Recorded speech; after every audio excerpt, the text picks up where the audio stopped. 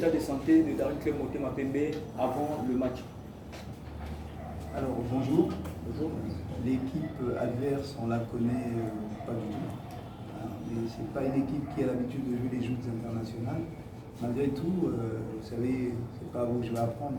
On trouve toujours une petite faille pour aller trouver une image par-ci par-là.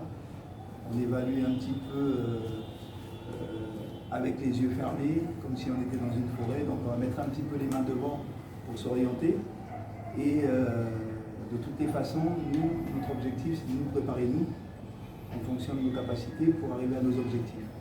Bien sûr que nous allons respecter cette équipe adverse, autant que le football camerounais est un football qui est très reconnu au niveau international, mais on reste des CMP avec notre projet, et c'est pour ça que nous avons travaillé en fonction de nous, pour se connaître nous, pour trouver nos liens avant de connaître l'autre équipe. La lecture qu'on fera de l'autre équipe, c'est celle qu'on aura des informations médias, mais aussi des images que l'on a pu avoir. On va les examiner encore et encore et mettre une équipe qui mènera des CMP au prochain tour en fonction de nos compétences et nos capacités physiques.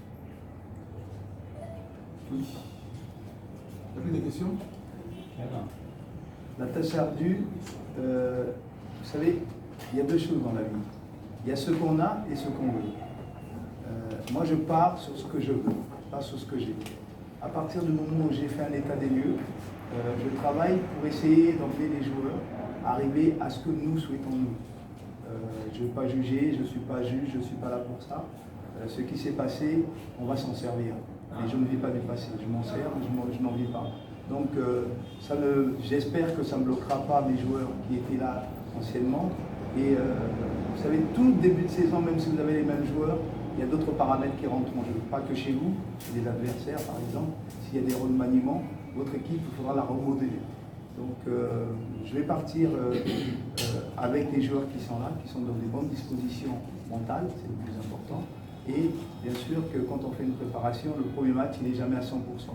Ni techniquement, ni tactiquement, ni psychologiquement, ni physiquement. Donc dans ces cas, il faut aborder chaque individu à peu près 80% de ses capacités pour avoir un collectif. C'est sur cette base-là qu'on est parti. On a fait une évaluation individuelle pour emmener un groupe vers un projet à 80%, comme tous les premiers matchs doivent se jouer. Alors, très bonne question. Mes envies, c'est comme les envies de tout un chacun. J'espère Daring dissous. Quand je parle de Daring, je parle du plus petit au plus grand, a dans son esprit des qualifications, parce qu'on joue un match pour le gagner. Le premier objectif, c'est d'abord gagner ce premier match de toutes les compétitions, parce qu'on ne sait pas où on va, mais on va aller chercher la victoire parce que c'est important. Mais les objectifs qui sont fixés, comme le président lui-même a annoncé, c'est qu'il a un projet sur 3 ans. Ça, le projet sur 3 ans, ça veut dire qu'en 2022, ce serait bien que Daring, et c'est ce qui va se faire, remporte cette coupe. Mais les objectifs d'une compétition, c'est d'aller jusqu'au bout. Donc mon objectif à moi, c'est d'être champion de cette compétition, sans négliger la volonté et la capacité des autres équipes.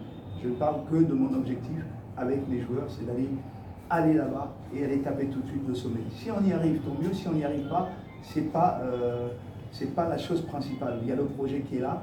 Je sais que vous allez me raconter 16e quoi 16e rue.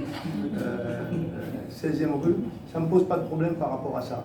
Mon objectif ne va pas être fixé sur, je ne vais pas me cantonner sur 16e rue, sur V-Club, sur Mazembe. Moi j'ai un projet. Si je gagne Mazembe ou si je gagne 16e rue,